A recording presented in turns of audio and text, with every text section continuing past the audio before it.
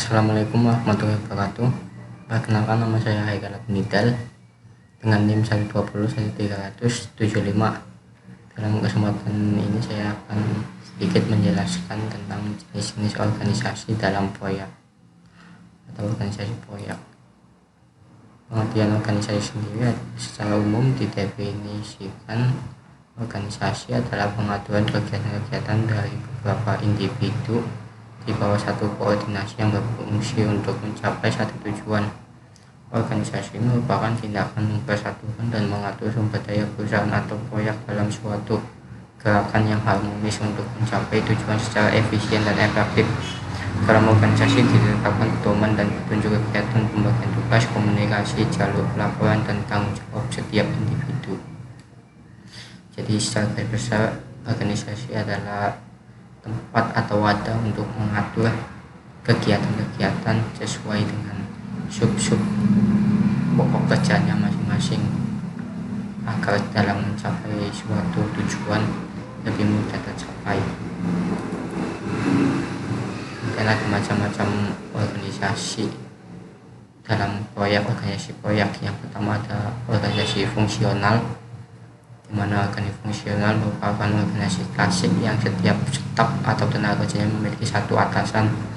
Anggota staf dikelompokkan dalam spesialisasi seperti bagian produksi, pemasaran, teknik akunting, dan setiap staf memiliki wewenang dan tanggung jawab yang jelas.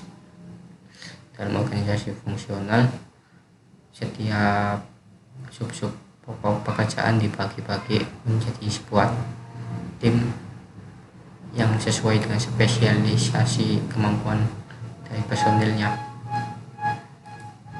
Kemudian ada kelebihan dalam menggunakan organisasi fungsional, memudahkan pengawasan karena setiap personil hanya melapor kepada satu atasan. Adanya potensi untuk meningkatkan keterampilan dan keahlian untuk menjadi spesialis di bidangnya. Konsentrasi perhatian personil terpusat pada sasaran bidang yang bersangkutan. Penggunaan sumber daya yang lebih efisien sebagai akibat pekerjaan yang sejenis dan berulang-ulang. Memudahkan pengendalian kinerja personil serta pengendalian mutu, waktu, dan biaya. Salah satu kelebihan dalam menggunakan organisasi fungsional yaitu memudahkan pengawasan. Jadi setiap pengawasan kan setiap staf kan dibagi-bagi tugasnya. Nah, dalam pengawasannya akan lebih mudah karena terdapat sub-sub pokok dalam setiap stafnya. Kemudian juga sebagai tempat meningkatkan keterampilan dan keahlian untuk menjadi spesialis, karena dalam organisasi fungsional sub kerjanya hanya dalam satu bidang saja. Kemudian ada kekuatan dari organisasi fungsional, cenderung mengutamakan kinerja dan keluaran hanya dari masing-masing bidang yang membuat mengurangi perhatian terhadap pelaksanaan dan tujuan secara menyeluruh. Kurang efektif dalam proyek besar karena semakin besar organisasi maka semakin panjang prosedur pengambilan keputusan. Tidak ada pihak yang benar-benar bertanggung jawab atas proyek secara keseluruhan. Kurangnya jalur komunikasi horizontal. Jadi salah satu kekurangan dalam organisasi fungsional yaitu jika dalam proyek besar kan maka akan terbentuk suatu fungsi-fungsi yang berbeda, fungsinya akan semakin banyak. Jadi ketika pengambilan keputusan juga akan panjang juga karena pembagian tugas-tugasnya kan semakin banyak. Kemudian ada organisasi proyek murni, yaitu proyek yang terpisah dari organisasi induk, di mana menjadi organisasi tersendiri dalam staf teknis tersendiri dan terhubung dengan organisasi induk hanya berupa laporan kemajuan atau kegagalan secara periodik mengenai proyek. Jadi dalam organisasi proyek itu biasanya ada sebuah penyedia jasa dengan penyewa jasa, di mana penyewa jasa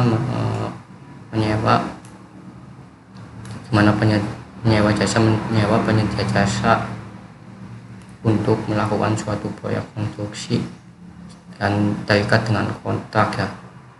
Lalu di dalam organisasi proyek, pihak penyedia jasa itu mempunyai organisasi proyek tersendiri seperti staf teknis tersendiri, apa sendiri.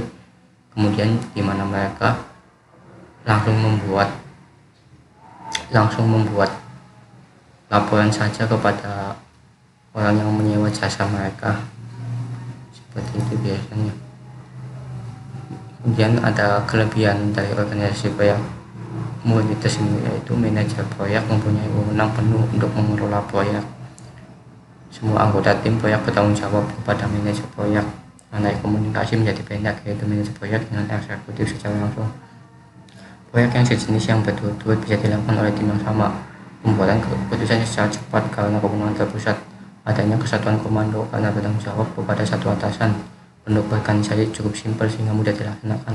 Adanya dukungan menyeluruh terhadap proyek, karena ini kan bersifat organisasi tersebut, jadi manajer proyek itu mempunyai wewenang penuh untuk mengelola proyek tersebut. Tinggal manajer proyek itu memberi laporan kepada orang yang menyewa jasa mereka. Semua anggota tim juga bertanggung jawab dalam proyek tersebut demi kemajuan nama baik dari penyedia jasa ini. Terus ada kekurangannya bisa terjadi duplikasi usaha dan fasilitas jika terjadi banyak proyek. Satu ini sendiri menambah biaya yang cukup mahal untuk organisasi induk. Ketidakkonsistenan prosedur sering terjadi. Proyek yang sudah selesai menimbulkan masalah bagi tim proyeknya, menumpukan sumber daya yang berlebihan untuk mendapatkan dukungan teknis dan teknologi sewaktu-waktu dibutuhkan, tetapi biasanya dipegang pada saat tidak dibutuhkan. Jadi kekurangan dari organisasi proyek ini biasanya tuh ada menduplikasi fasilitas, misal dalam pembangunan yang sudah dilaksanakan malah di fasilitasnya digunakan lagi ke proyek baru, jadi kesannya itu agak kurang baik gitu biasanya, tapi tidak semua terjadi dalam organisasi proyek ini. Dari organisasi fungsional dan organisasi proyek. Dalam organisasi metrik, personel tetap dekat secara administrasi kepada departemen fungsional sebagai induk organisasinya, dan juga dekat kepada pimpinan proyek mengenai tugas yang ditanganinya di proyek. Jadi tujuan dari organisasi metrik itu supaya untuk meminimalisir dari kekurangan dari organisasi fungsional dan organisasi proyek. Namun sebagai sesuatu organisasi metrik tetap saja mempunyai kekurangan karena tidak ada yang sempurna. Untuk kelebihan dari organisasi metrik itu sendiri yaitu dengan adanya tanggung jawab khusus, maka kepentingan proyek dapat dijaga, dipelihara dan dikejar secara terus-menerus, memungkinkan penanganan masalah yang timbul dengan cepat, pemakaian sumber daya secara efisien dan efektif, dapat memanfaatkan personel secara fleksibel.